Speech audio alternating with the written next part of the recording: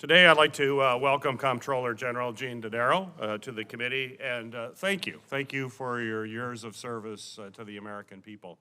The Government Accountability Office is an independent, nonpartisan congressional watchdog charged with examining how taxpayer dollars are spent and evaluating whether government is working efficiently and effectively for the American people.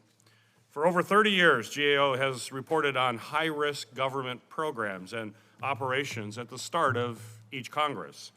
The high-risk list identifies government programs that are vulnerable to fraud, waste, abuse, and mismanagement, or need reforms to improve them.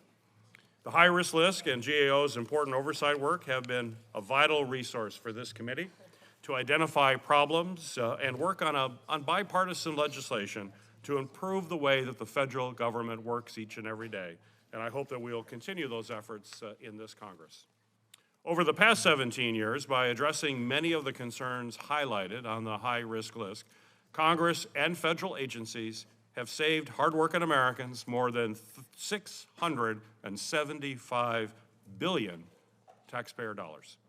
And I'm grateful to the GAO for their effective efforts and their efforts to identify those areas for improvement and for their continued commitment to ensuring that government functions in the best interest of all taxpayers. Just within the last 2 years, the federal government has seen an estimated $100 billion in financial benefits due to improvements in high-risk areas noted in GAO's 2021 high-risk report. And 16 out of 34 high-risk areas have made improvements, the most since GAO began its high-risk assessments. For example, a 2016 law that I authored, the Megabyte Act, which was based on a GAO recommendation to improve software license management, has saved taxpayers more than $450 million by reducing duplicative software purchases. I've reintroduced bipartisan legislation this Congress to continue building on that success by improving how the federal government manages software purchases, and will continue working to address other high-risk areas highlighted in GAO's report. This year, GAO has placed our nation's cybersecurity as one of the top 5 high-risk areas that need significant attention, and has issued more than 4,000 recommendations in the cybersecurity domain since 2010. Strengthening our nation's cybersecurity has been a top priority for this committee, and we moved several bills last Congress that I authored to shore up our nation's cybersecurity defenses, including legislation to require critical infrastructure owners and operators to report when they have been attacked and have paid a ransom. This is an important step toward safeguarding some of the most frequent targets of cyber attacks. But it's clear that we must continue working to address this issue as threats from cyber attacks continue to grow.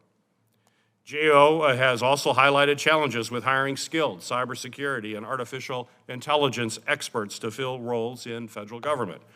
If we are going to be truly effective at strengthening our networks and leading the world in this fast-growing area and protecting our national security, then we must have qualified and dedicated cybersecurity, IT, and AI experts working all across the federal government.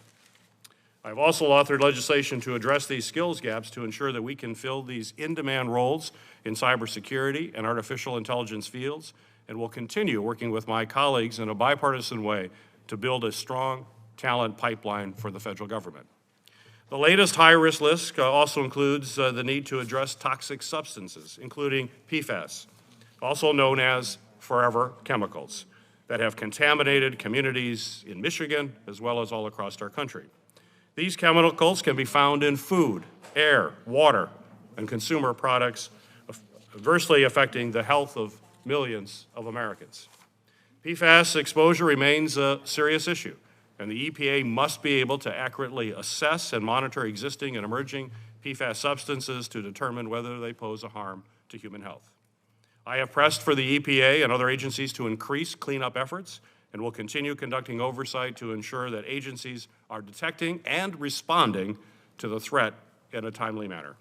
And finally, this year's list includes pandemic preparedness and response efforts. Last Congress, I released a report detailing the findings from a 2-year investigation into the federal government's preparedness and initial response to the COVID-19 pandemic. The investigation revealed serious system failures in our nation's ability to grapple with a pandemic of that scale. And my report made key recommendations to ensure that we are better prepared for the next public health crisis. I'll continue working on legislation to address these shortcomings and strengthen our ability to deal with a future pandemic. Mr. Dodaro, we appreciate you for your independent, nonpartisan work that you and all of the dedicated employees of GAO have conducted and continue to conduct. And I know last month the Partnership for Public Service named GAO the best place to work in the federal government for mid-sized agencies. Congratulations for that. Great, great honor. Go ahead. Come on. Put your hands together. Jesus. And I'll Dad? And I'll add, it was the third year in a row. Now that's worthy of applause. 3 years in a row. 3 years in a row. And so with all of that, I look forward to our discussion here today.